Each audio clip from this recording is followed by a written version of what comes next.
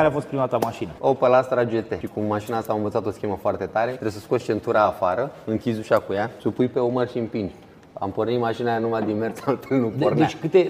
Când ai avut Opel Astra GT? Opel Astra GT era o mașină tare. La momentul ei era o mașină tare. Dai seama, ca băiat la 18 ani și o zi am avut, aia a fost prima mașină, dar nu a fost mașina mea. Era mașina tatălui meu pe care o luam. Dragul de el meu, da.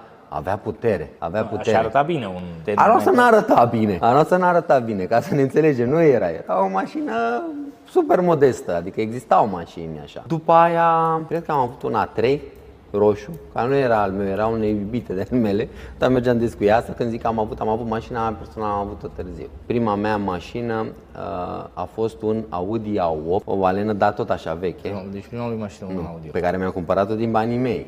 Acum vorbim de prima mașină, dacă te referai la asta, asta a fost prima mașină, un Audi A8. Țin minte și acum a costat 4.000 de euro pe vremea aia.